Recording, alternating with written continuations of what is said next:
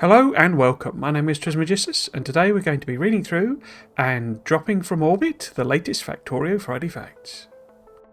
Friday Facts 437, Cargo Pod Deep Dive. Posted by Harusa. Howdy, this week we will be deep diving into the workings of the cargo pods and their seamless flight animations. Most of you playing the expansion have probably already seen them in the game. The positive reception makes us very happy. We'll play this through again. It is the animation that you've seen if you've watched the trailer or obviously in game, so there's nothing new here, I don't believe. But the caption just says, ascending to platform in orbit above Nauvis. There is sound on it, so I'll shut up.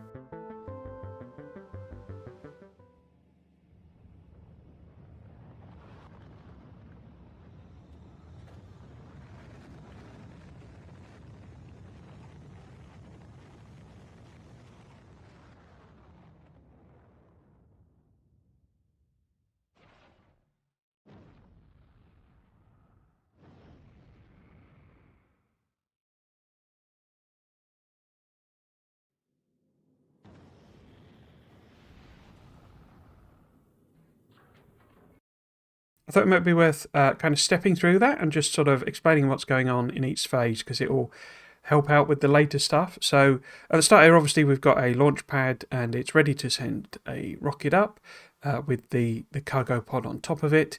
This is the cargo pod here and this is the new version of the rocket. So it launches kind of in the usual way.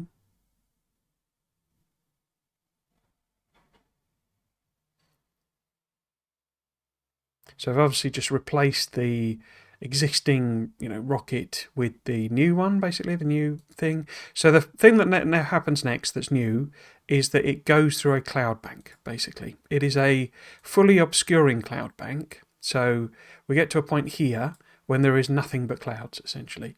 So they'll kind of reveal why that's there later on, so I won't spoil that. But it goes through this cloud bank, and then we're up into space. So we've clearly transitioned to a different sort of region. And then we have the animation there where we've got these grabber arms on the actual pod itself, holding it in place. They let go and then the pod itself accelerates away. With a little rocket burn, we get a couple of burns to simulate kind of adjusting its flight path.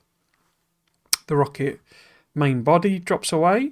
And then it goes into it's sort of a parabolic arc, if you really look at it, ish, kind of. But it gets to a point here where it reaches apogee, I think that's called. But basically it's the point where it, stops going up and drops down.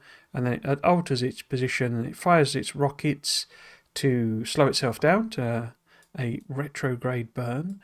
And then basically positions itself, in this case, to land in one of the cargo pods.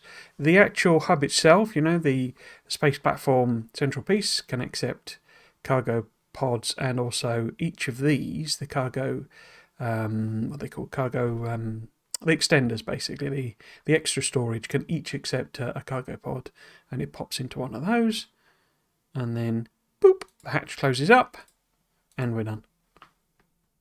I guess it is just worth noting, I'll probably I might gush about it again later on. I really love the animation. There's a real character to it and it's very, very Factorio, particularly the sort of landing side of it and just perfectly dropping into this little, slot and it sliding across. It feels very, very Factorio. And I say it's a really well done animation, and it looks, the actual object itself looks like something the engineer would kind of botch together and, make out of hammered together bits of steel plate and what have you. So yeah, it's a really evocative and nice animation, and the bit where it goes into the clouds is actually very clever and a nice way of hiding a transition, basically. So yeah, so just in case I forget to say it later on, I am very impressed by it. Visual design. The initial draft of a pod released from a set of claws came from Erendel. You can see that the essence of it has remained relatively unchanged throughout development. In the very first version, the player needed to insert a capsule item into the rocket to travel. This got scrapped because it was just pointless busywork. However, that item was one of the ingredients of mech armor, hence the visual similarity. Following the draft, Jersey modelled a 3D version of the claw, rocket and pod. So you may be wondering what it means by the visual similarity. If you look at the pod here, it's got this like section here, which is clearly where the engineer is meant to be in the actual pod. That's a kind of, I don't know what you call it, like a life support system. If we go back to the original concept art that was the mech armor, you'll see that this is sort of visually similar. It's some kind of sarcophagus or something that the engineer goes into, essentially. And if you look at, I say it is different, but it's also similar. And I say that's kind of what Harissa is getting at, that there are similar design cues. You can kind of see the coffin-like shape of the structure here, and it looks a bit like a type of coffin there as well. So that's what's basically being referred to, that it is a visually similar style of thing. And the idea being that, and this is what the engineer comes up with when they're either going into a cargo pod or going to the mech armor, that's their sort of place where they themselves will sit or stand, I guess. And it sounds like it was obviously a bit more complex to start with. That actually sounds very similar to how it does it in space exploration, where you actually have to have a launch pad, and then you have a separate, it's a special vehicle that you travel up to space in. And it sounds like that was an actual piece, as it were, and that originally when you built either a cargo pod or a mech armor, you had to put in the same piece, the same intermediate, essentially.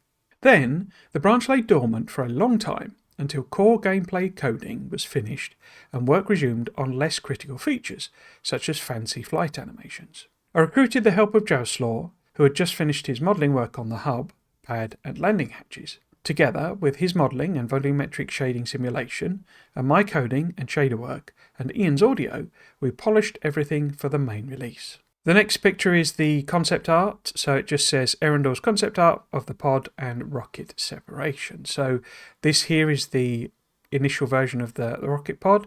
It looks like it's slightly bigger, I would say, compared to what we've got.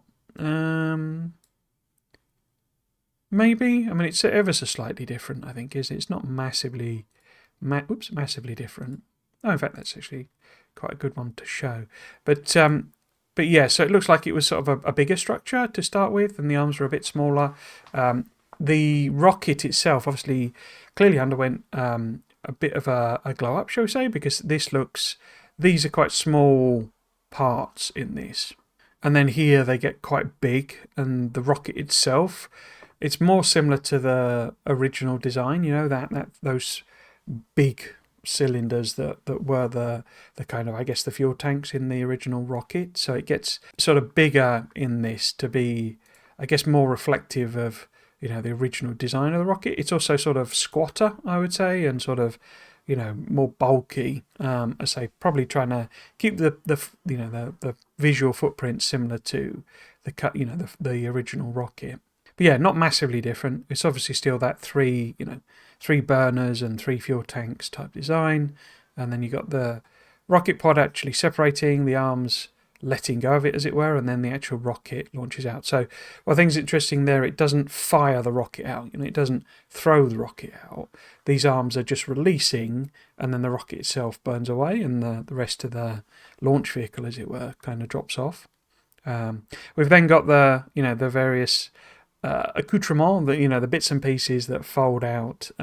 In the original here, they don't look too much like solar panels, I would say, and they're clearly meant to be solar panels in the final design.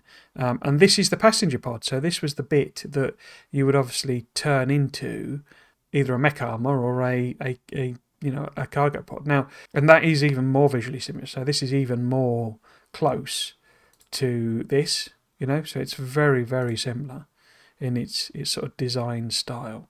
And I don't know, I would guess the idea was that this was like the generic cargo pod, and if you were going up to space, you'd need to put one of them in, and that was like the alternative to, launching cargo, basically, because at the moment, or in the release version, there is just that sort of weird button that just says launch self into orbit, and you don't have to do anything other than press the right button, if you see what I mean. So I would guess that the original idea was you had to load it up with one of these passenger pods.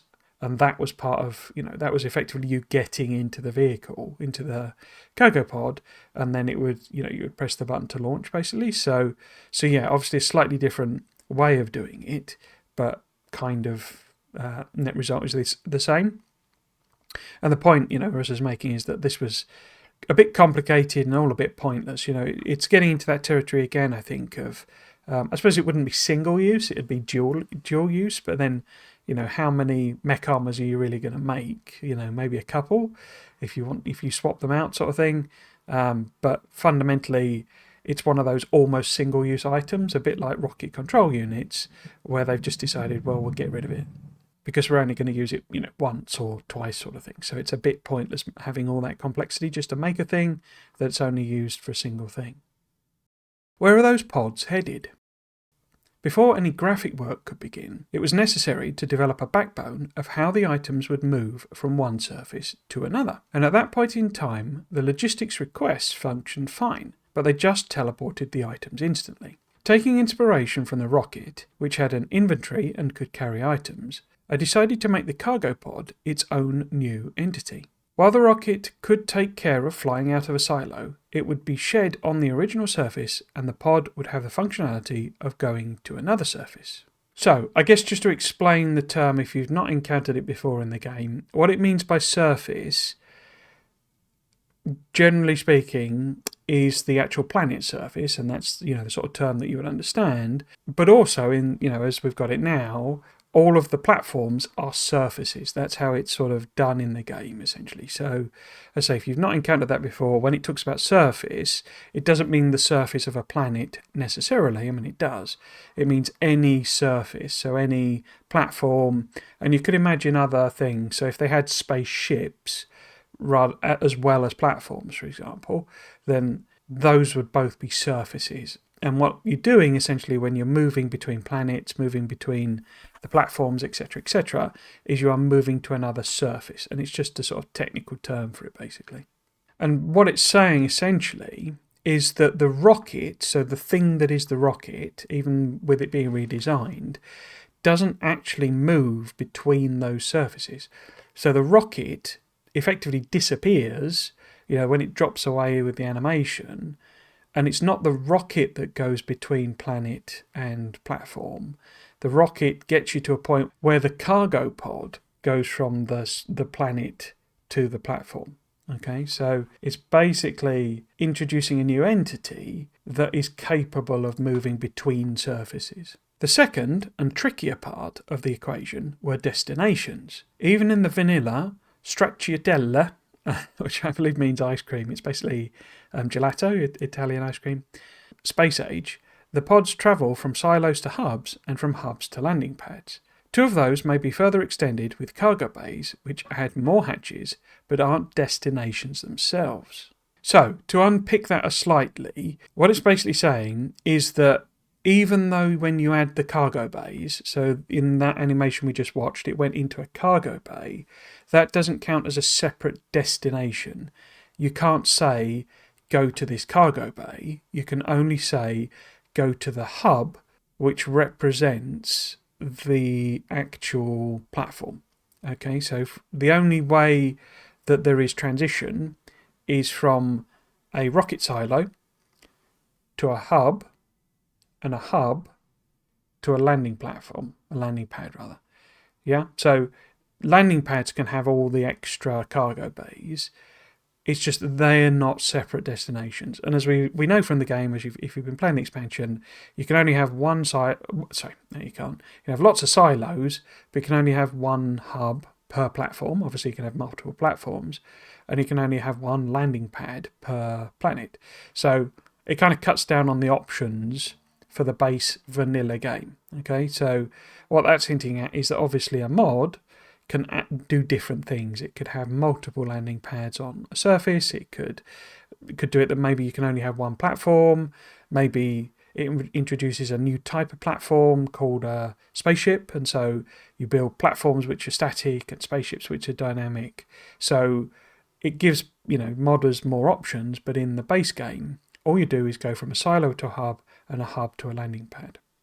So the cargo bays, and this is one of the things I tried to convey in like one of the Q&A videos, they're more like a way of increasing the bandwidth of platforms and landing pads and all that sort of stuff. So effectively it can receive more all at the same time, depending on the number of cargo things you have. But it's not going anywhere different. It goes to the platform and goes into a single inventory, even though that inventory is now bigger.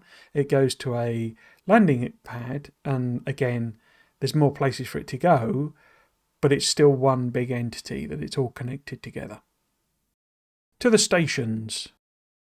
The solution was to introduce stations, a layer of abstraction where all the buildings involved in orbital logistics register with their force and receive a unique ID.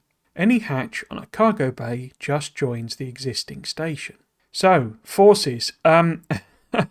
I'm not going to go into too much detail on that because it is a bit of an abstract concept, to be honest with you. We're basically... So biters are a force. Pentapods, I believe, are a force. I think they're a single force. The player is a single force. When you have multiplayer, each of those players are a force. Now, I believe if you're doing a lot of the... Are they separate forces? I can't remember. I think they are. But this is like how they do. So if I put down a turret, it acquires my colours. And if somebody else puts down a turret, it acquires their colours. And I think that's part of how that's done. I've not actually checked that one. That's just a random guess. But it sort of helps you understand that idea that, a turret that I put down is in my force, and so it has my colours. A turret you put down is in your force and has your colours. And so... if those are antagonistic, if they can damage each other, then you would be able to shoot each other's turrets and be shot by the turrets. If you say that those forces are cooperative, then they wouldn't be. So friendly fire would be switched off, type of thing. So those are the types of things that you can do when you use this force.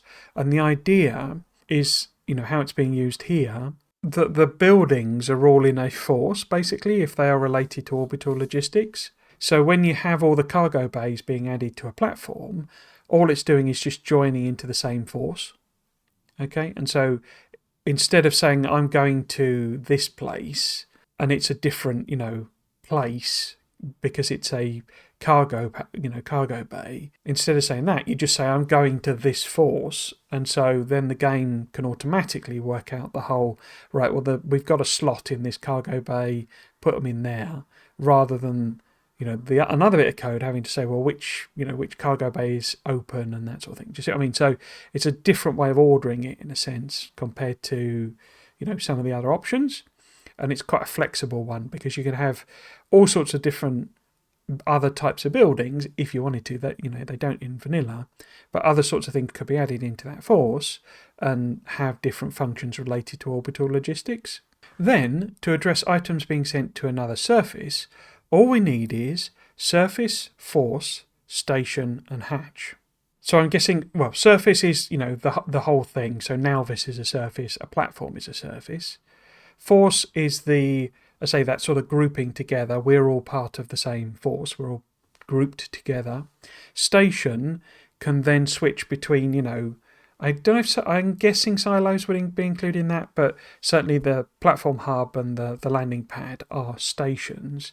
And hatch is just the idea of whichever hole into which it goes, basically. So if it's going up to platform, you can just number up the hatches and say, the 12th hatch, and the game knows which one that is. Or if it's coming back down again, the same sort of thing. Depending on the usage, some of these are optional. A starter pack rocket does not need any destination, because it's going to create a surface when it arrives. A travelling player can launch towards a planet and only resolve whether the target is the ground or a pad at the apex being the top of the flight. And a logistics order will know its station beforehand. So in other words, a logistics order, which is send me 50 turrets or something, that would be a logistics order, and it can be assigned and will know its station. So in other words, if it's a landing pad or a platform hub beforehand, so it can decide that already, and then it's just showing you the animations when it actually happens, even though it's all been decided beforehand. A nice side effect of having generic logic is that technically the shipment can go between any two surfaces in the game and with any amount of stations. So I guess that's saying that it sort of doesn't matter how many stations. So you could, in theory, I guess, have like 10 hubs on a single platform. Obviously, they don't allow that in the base game, but there could be separate forces and separate receiving points, and it's just sufficiently generic that it can just cope with that, and it just, it's fine. It just sorts itself out.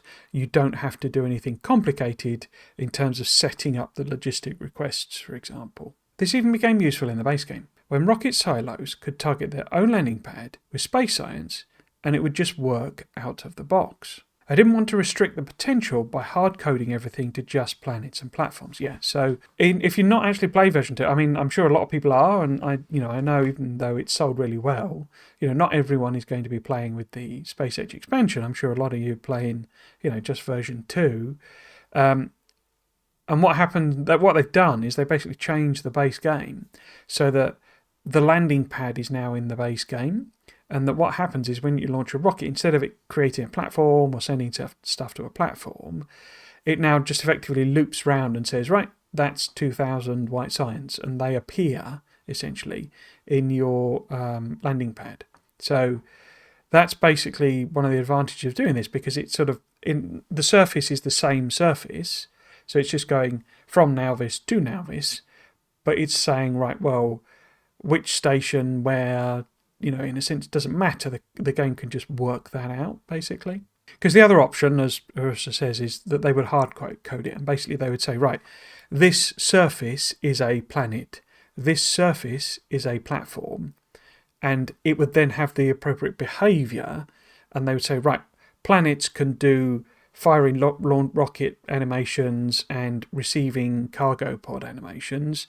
And hubs can do the special version of receiving, cargo pod, to them, sort of thing. So that would be another way of doing it, and saying, right, well, these are fixed behaviors. If you weren't thinking about it from a modding point of view, that's the type of thing you'd probably do, because it is probably easier just to fix the behavior and just say, right, that's planet behavior, that's platform behavior, done.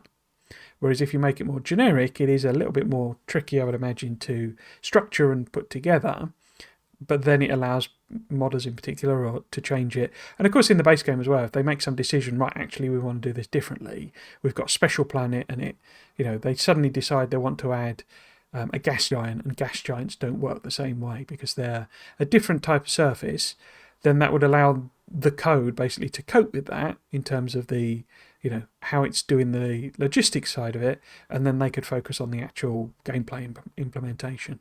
It just finishes off then with a kind of a set of notes that Ursa's done, and it just says, my notes from when I was trying to carry the station concept one step further and combine the GUI for silo, hub and pad into one.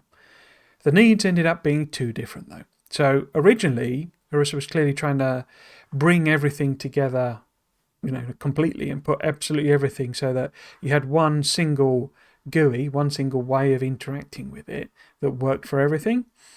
But the point was it was too different, and so separate GUIs were needed. This is part of this thing. It's one of the comments I've made, and I know I've seen quite a few people make, is that it's still a bit confusing. And I say they mentioned at the Lampard that they've been through like dozens of different iterations of how to do it.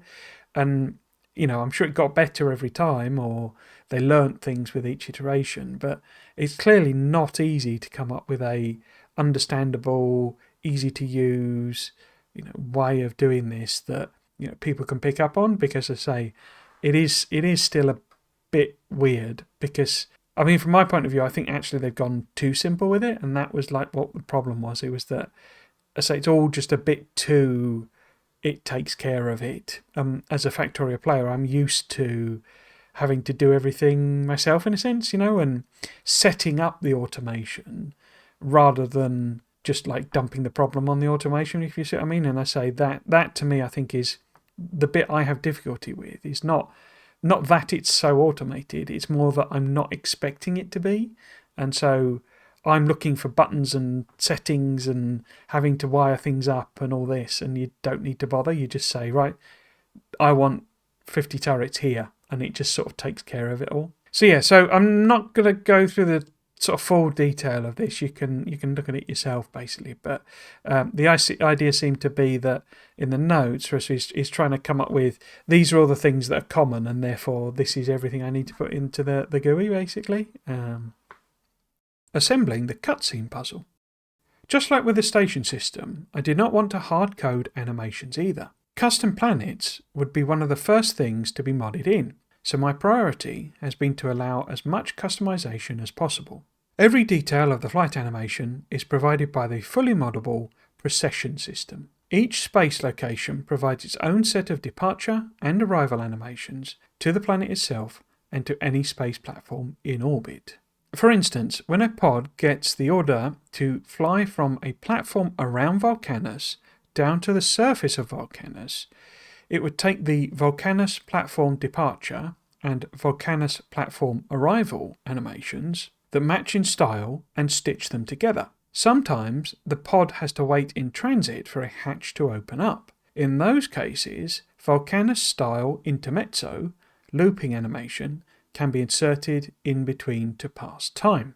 Okay, so a bit to unpack there. Intermezzo, just for reference and just so you know, sort of prove I'm not making it up, but it basically means it's like it'd be what people call a mid-late in a pop song, basically. So it's like a little piece of extra music that that is inserted between like major pieces, essentially. So it's effectively like a fill. You know, it's a extra piece that you put in just to sort of fill the gap, essentially. So that Volcanus style intermezzo is just, I would guess it's almost basically like a blank animation. So it's basically, because what's interesting with this, I think this might have been added, you know, especially, you know, when it's been talked about, between like when we had the LAN party and the actual launch, because I've commented a few times that it seems to take a while for pods to arrive, and it's not consistent. It's not exactly the same amount of time. And this is clearly one of the things that's being used in order to space things out, because, you know, you could easily have a situation where you're dropping down 10 cargo pods, but you've only got, say, 3 pads. You know, you've got the main pad and then you've got 2 landing, you know, cargo bays on it. So you've got 3 slots where they can go, and you give it say 10 things to drop down. So it's got to basically either just wait to send them, or, and this is, I would imagine, particularly relevant if you've got multiple platforms sending things down. Maybe it launches it and then it realizes that there's something else landing in that cargo bay that's, you know, that's doing the dropping down animation. So it can say, I mean, realize is a weird term, but it hits the thing, says, right, I want to do my landing animation now. And instead, some other bit of code is going, no, I'm doing it, so you can't do it.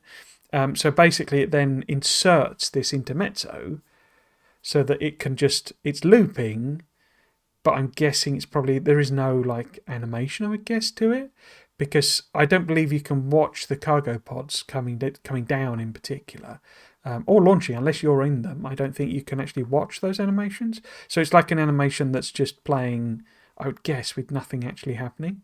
So that's one part of it. The other point is that there are separate animations for like launching, so departing, and arriving.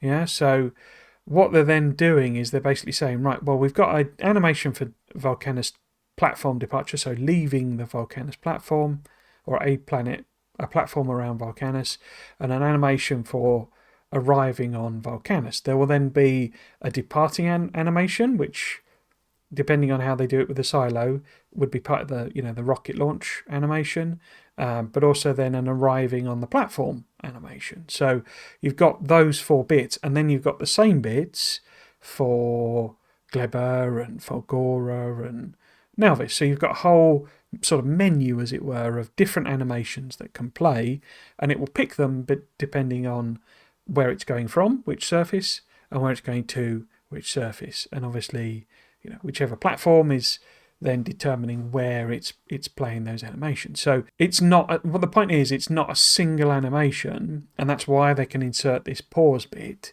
It's not a single animation that does the full thing. it's playing it in pieces.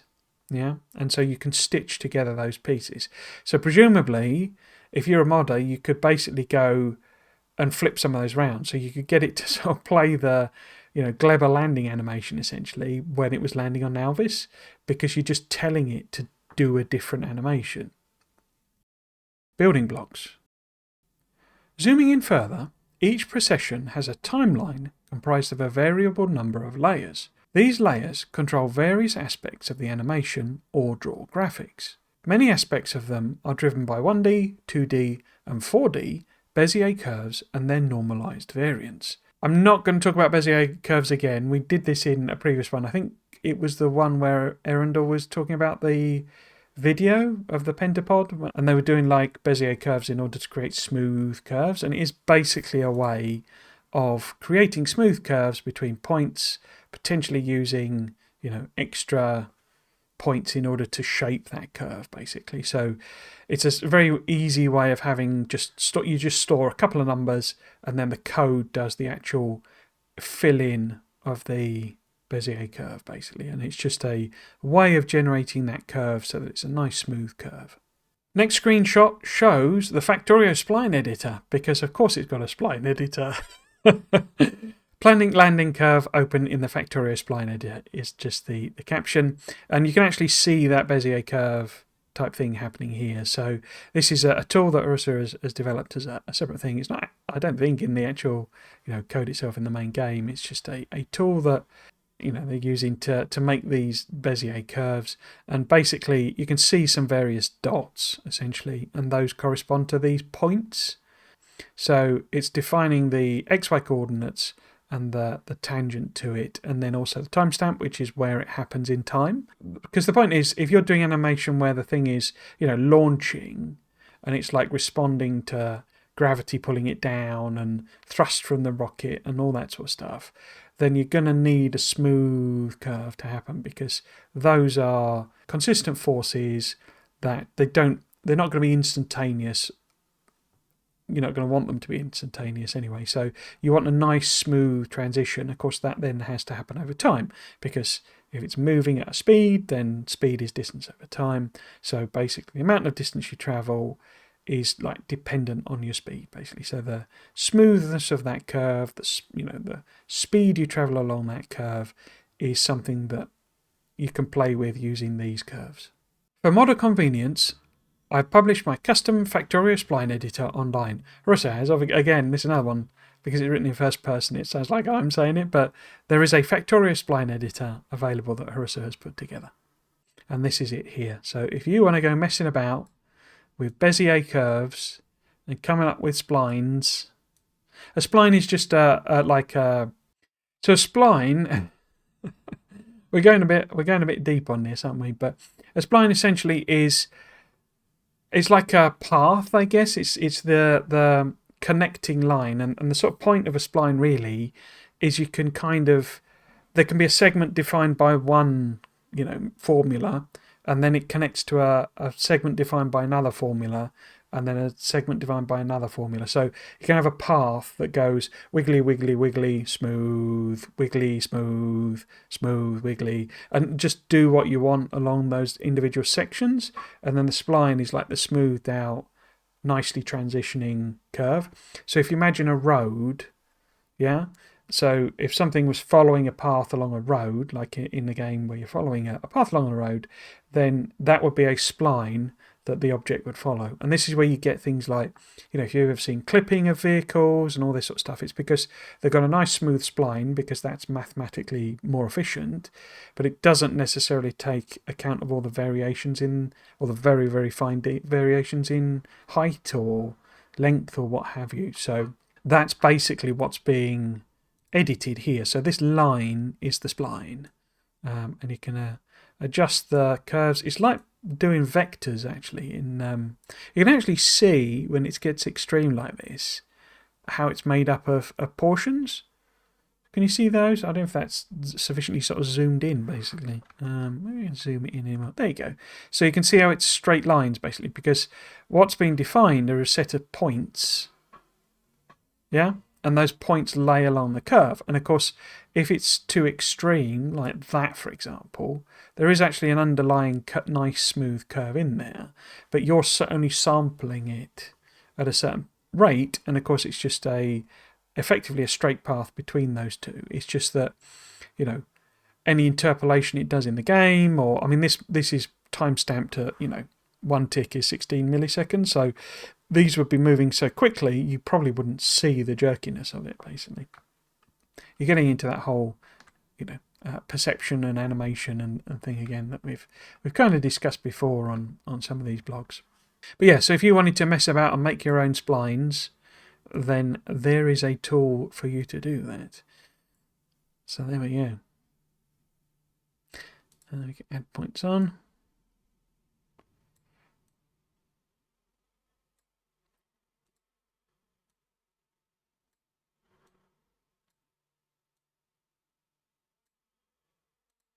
So there you go. Bit of fun. It is fairly difficult to get the shapes right without it. As a bonus, it also exports the curves directly in the desired format. And having been up to space, we've now got the video to show us going back down again. I will just play it through. You know, it's obviously got sound on it, so I will shut up again.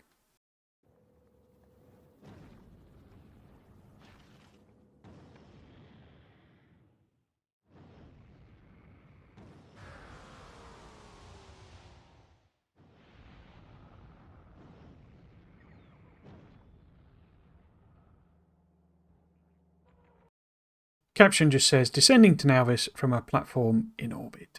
So this next part then is not like properly explained, but it's the kind of end result of all that Russell has been talking about so far, which is, well, for example, this intermezzo, this is the pause bit. And then you've got the departure and the arrival. And you remember that those are not effectively, they are 3 different bits of animation, and it stitches them together depending on whether it's going from a platform or it's going from a surface, or, well, they're all surfaces, whether it's going from a planet or a platform or what, you know, what have you. It will play the appropriate pieces. The intermezzo bit is for that pause that it needs sometimes in order to not have all the pods arrive at, you know, the same place at the same time. And then these are the pieces that it's using. So some of these are animations, some of them are just, you know, sprites, you know, that they're sort of rotating and stuff. So the caption just says, a simplified timeline of flying down from a platform to a surface, which I assume means planet, highlighting when each precession layer is active to make up the final look. So say some of these, I'm guessing there is the same thing going on with audio as well, that it's playing different pieces of music as it goes. But you'll notice that, for example, at the very beginning here, when it launches, it plays the pod thruster animation. So that would be maybe the jets of fire coming out of the thruster, and it plays it for a single short period, okay? And then it plays it again there, which is presumably where it's changing its direction, and then it plays it again there. So those will correspond to certain things happening in the actual animation. You've then got, for example, the pod animation of opening wings, so those side panel things that it opens up, those open up there, and then I guess it plays them again, and obviously I don't know whether that's, you know, it's adjusting its position or what have you, but, you know, it plays it again. The spin is when it turns around, so that's, you know, the whole pod rotates around. Now, I would guess these are actually made up of lots of subparts, and that's why Russ is saying it's a simplified version. But the actual movement of the pod, so that whole spline shifting along that, you know, spline, that's the movement. Opacity is obviously whether it's visible or not. So the whole pod being visible, for example, is, you know, an important factor in the whole thing, because otherwise, you know, it would be invisible, basically. You've then also got, obviously, some of these are greyed out, I think, because they're meant on, they're only used at the end, basically, and I think it's just a colour coding thing. But some are used in both, you know, pod movement is obviously both there. But then the landing, the wings landing, which I think might be the bit, you know, where they fall off, maybe, you know, or maybe where they pop out or something like that. But I think the open wings then might be whether they're in an open state, because if you notice, these are all open all the way down here, and then they suddenly switch to the winged landing. So in other words, you know, they go to a different state, basically, when it lands. Because I think when it drops down here, it doesn't have the actual wings open, you know, the actual things open, does it? Does it? I can't remember. Yeah. Oh, no, they are there. Oh, they're closing. I see. So that would be going in backwards. So this isn't. So in other words, to do the opening. Sorry, no. Sorry. In order to do the landing, they have to transition from the wings being open to the landing animation, which is them folding back up again. Interesting. Yes. So I say these are all just pieces, and the point is that it does go on to explain this, but basically you can redefine these. So modders can come in and say, right, don't play the pod thruster animation, or play it more often, or don't show the wings, or what have you. It's just very simple modifications. Particularly, I mean, one mod you could imagine is things being able to move between platforms, which you can't do in the base game, but you might imagine a mod would do that. And so you're not going to want to play this animation of arriving on a planet if it's moving between two platforms. You're going to want to play the platform launching and the platform landing one, so you can switch them around. And because it's not having necessarily to fight against gravity so much, you might tweak that animation of the landing, basically, because it's not coming, it's not doing that, it's sort of doing that, maybe, so you tweak the animation. And so this gives modders access to all of this. And for example, maybe the modder introduces a super landing pod or a super rocket, which doubles its weight capacity. And so it's a different sprite and a different animation. And this allows them to just slot all of that in with no problems. Cloud technology. Now, what allows the animation to appear seamless is the cover layer. At some point, the whole screen needs to be covered up to maintain the illusion for when the pod teleports from one surface to another. Just swiping a flat image across the screen would have been serviceable. In fact, Albert favoured leaning into a more stylised aesthetic. That feels a lot like a Star Wars type wipe. So one of the things Star Wars does, it's actually it goes back to like very early cinema. So one of the things with Star Wars is it has a massive array of influences, and one of them is the early Flash Gordon TV series. And so because they were super cheaply, well, it wasn't even a TV series, I think it was a serialized cinema thing, but basically because they were so cheap, they would just have a screen wipe, basically, and it would just be a way of, they didn't have to do a clever transition and anything more complicated, because you can just do that in the edit, and you can just swipe, do a swipe across, and it's a very simple, you've got one screen and you transition to another screen. And what obviously George Lucas did is he used that, because he used to watch those, that's sort of one of the origins of the whole thing. And basically he would then, so you get all sorts of different wipes and patterns, and they do have, effectively coded meanings as to what's going on, because you get ones that iris out and all sorts of stuff like that. And sounds like Albert was in favour of doing something like that. So it would launch away, and then it would just do a screen wipe, and then it would do the landing animation, Star Wars style. My opinion was that we could get a very impressive looking animated edge with very little work. All I did was ask Jaroslaw to generate a depth texture for the clouds. When the edge fades, instead of being multiplied by a flat value, it cuts the clouds off at a certain depth. This way they come onto the screen in clumps and bleed in naturally instead of forming a thick wall. So the video you're about to watch kind of explains it much better, I think, than kind of words do. But basically the depth is the idea that it's this thing again of if I only show you so deep into a image, then it will effectively cut off. So if you're sort of focal length, or what's a better example? That's not a very good one, but if you got, say, a sort of a window or something, and you're putting something into the window, then wherever those are, there's a depth to that, basically. So that's saying, right, well, that's that far deep. But of course, this is a flat 2D image, so it doesn't have depth. It has a fake depth, so this is the depth of the image. So in other words, if you think, let's say that window that it's going inside of is 2 meters away, or 3 meters away, or 4 meters away, then the point at which the object you're putting in will disappear, basically. And that's what's happening. But it seems like, because it's a texture, it's not linear. So what could happen, you could do that, and it would have a flat cutoff, and it would be the wipe, basically. That's what that would be. But instead, because the clouds are given a texture, they're saying, right, well, this bit of cloud is a little bit further away and that bit of cloud is a bit closer. And so you're getting a fake depth field. And so when it does that fade through of saying, right, well, it's passing through that depth, some of the cloud disappears, some of the cloud doesn't disappear. And so it's a bit more of a soft edge, basically. And so this video kind of explains it a bit better. So what they're doing there is that this is just like the hard wipe, I think. This is the, solid value up to the point where you get to sort of, oh no, wait, it doesn't kick in there then. But bringing it back down again, you can see it happening there, where some bits of the cloud are further away than others, in a sense, and so it's only chopping them off. So these little wispy bits here, these are obviously set to being closer to the camera than the others. They've then got this, so this is the actual cloud bank. This whole full set, if you imagine it's a big JPEG and it's being moved up, basically. That's, in a sense, what's going on there with that, the whole thing moving, which then gives illusion of movement, basically. And then it's obviously going back and forth again.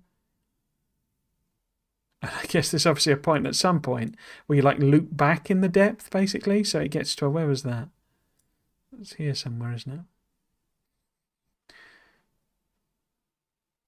So there, when you get too far, as it were, or when you get to the other point, you want the other effect, don't you? That's what's happening there, basically, is that when it gets, so you have a depth at which, it's visible, and then below and above it's invisible, so that you can have the emerging from, underneath the clouds, as it were, that coming out again, which is the bottom bit, basically. I'm sure you get this, it's just really difficult to explain it. And there's obviously then a wipe on the actual texture, the actual representation of the game itself. So it's obviously doing the same thing as well. So the caption just says, manually demonstrating the soft masking shader of cover layers. Clash of mods. While all this functionality sounds extremely powerful already, as I started making the final cutscene for Space Age, it became evident to me that mods wouldn't be able to live in harmony like this. If every aspect of the animation lives inside these timelines, then any new pod, planet, or station would have to do unbearable amounts of work to integrate itself into all the existing processions, creating countless duplicates that only differ in several sprites. What that means essentially is that you could code this. It's a bit like going back to the point again of hard coding it.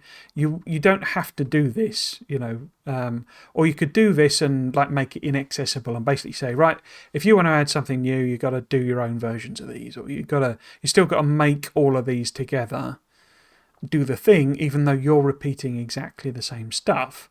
It's just, they've made you do it all and put it all together, basically. Thankfully, we have one more trick up our sleeve. In the current version, the planets, in fact, all use the same flight animation prototype. The way we introduce appropriate variants is through the use of catalogues. A catalogue is basically a list of images or sounds that the procession animation can refer to. Instead of having a predefined asset, the procession will refer to a catalogue ID and specify where to look for it. In other words, these are like genericized sort of thing. So basically, you can point all of this at an appropriate animation. So if you just want to change one bit of it, you can point it at a different place and just change that one bit. So in other words, you don't have to recreate the whole thing.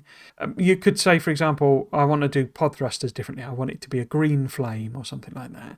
And so you would do your own version of it with a green flame, and maybe you also want it to burn for longer. It's a bigger animation, so, and more times, that sort of thing. So you just add all of that in and replace pod thruster animation with that, and you redefine the timings on it and all that sort of stuff. So they're basically giving you access to more of the detail so that you can just fiddle about with the thing you want to fiddle about with and leave the rest of it, and it all works. So the space location catalogue can tell you how the local clouds or fog look. The pod catalogue can provide special animations to play, such as opening solar panels or even textures for overlays like the re-entry flames and the thruster sounds. And the hatch catalogue can provide the graphic for the illumination for when the pod thruster gets close. So that's when it gets brighter as the flames near it. Any missing graphic or sound will just be skipped. New planets will play at least some animation even if they forget to define clouds. New pods can provide their own flame sprites that will still play at the right times. And new cargo bays or hubs can just say their illumination looks different and not touch any of the precession data. So it allows you to fiddle about with the bits you want to fiddle about with, not have to redo the entire thing, even though you're just changing one little bit. And if you're feeling fancy, you can give your planet an entirely new timeline, but still utilise pod animations and planet sprites from the default space catalogue IDs. For a simple example, a parachute sprite could be added to the pod catalogue, and the flight speed could be slowed down significantly. Any third-party mod adding a new pod type would have the option to support your planet by just defining a parachute graphic and nothing else. So I think it seems to have skipped a little bit of a step there, but basically saying, so if you add a mod that is the parachute and it adds a parachute to animation, and if you then come along and say, right, well, I want to do a completely new planet, but I also want to be compatible with that parachute mod, then you could define a new animation for your planet. Say it is a gas giant and you want the parachute to do something else, it crumples when it gets, to high pressure or something. Then you would define that, you would make that new animation. And so you would be able to both provide support for that parachute animation as well as do your planet, and everything else could be the same if you wanted. It would just be all the same animations, or you could just, you could change a bit of it, but the parachute mod doesn't touch that. So it's just giving you that option as a modder of doing, the bits that you want to do, basically. As always, orbitally deliver your thoughts to the usual places. So I don't know that I've got anything really to say about this one. It's fascinating, basically. And I do love the way, this is kind of one of the things with Factorio. It's almost always built with mods in mind, of like exposing things in the code and the API to give modders access to things. I did wonder if maybe there'd be a sneaky little hint of something that, might be a coming in 2.1 or something like that, but I can't see anything. But famously, I'm really bad at spotting these when I'm doing the actual video. It's all mined out, basically. I think it's just it's got icons on it. And I don't think there's anything new here, but you never know. Let me know if you spot anything. I guess the last thing to say is I kind of hope we do get a lot more of these deep divey type bits and pieces type Friday Facts. It's what I was hoping. I know it sounds like a complaint or something, but they've been obviously massively busy patching the game, because they're still thumping out big updates with dozens and dozens of bug fixes and little tweaks to gameplay. They recently made pentapods a little less tough, for example. So they are clearly very, very busy still. But so I was kind of hoping this is what we would get as the next sort of tranche of Friday Facts videos, is because this is fascinating. It's always interesting to see how they did everything, the steps they went through, etc., etc.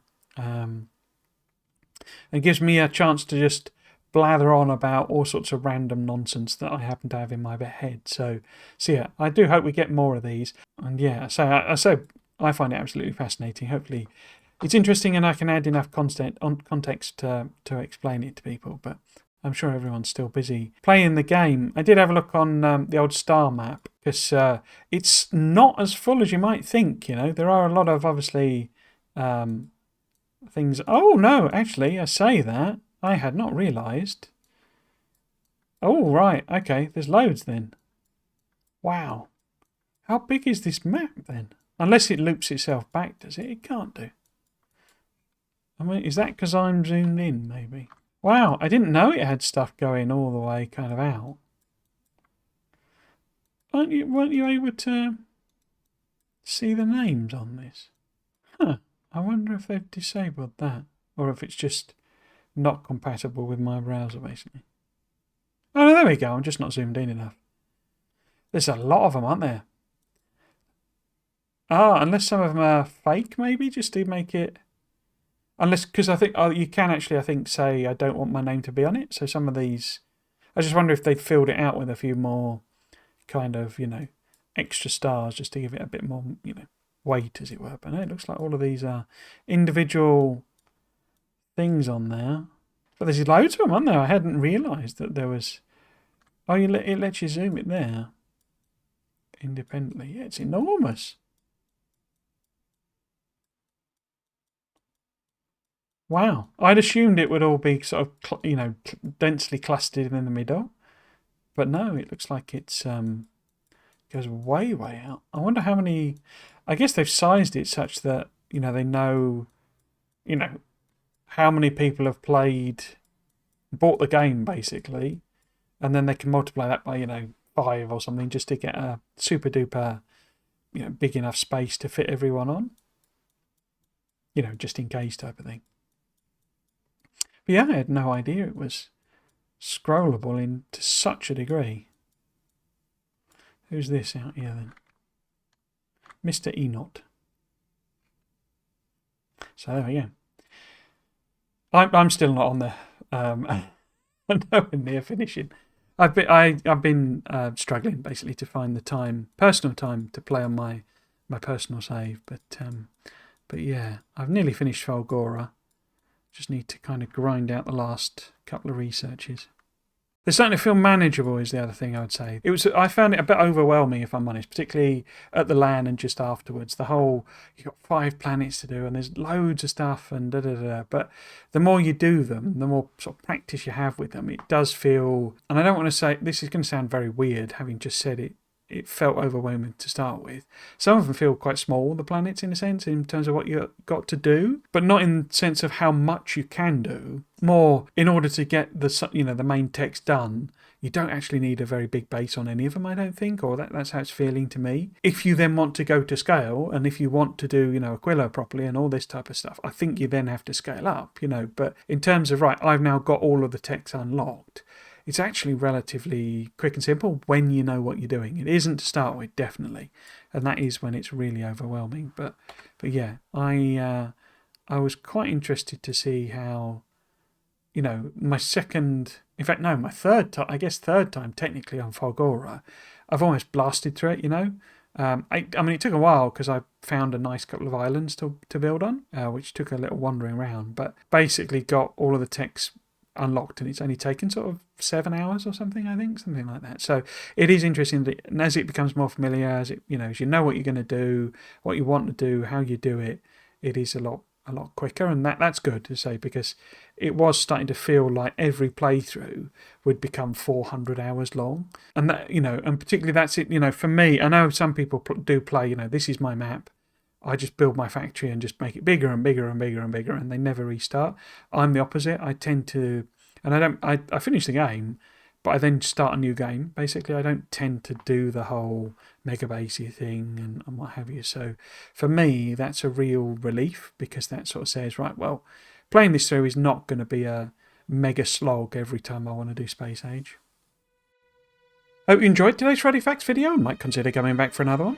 If you want to chat about Friday Facts or Space Age, you'll find me live streaming Factorio every weekend on YouTube and Twitch. Thanks for watching. Cheers.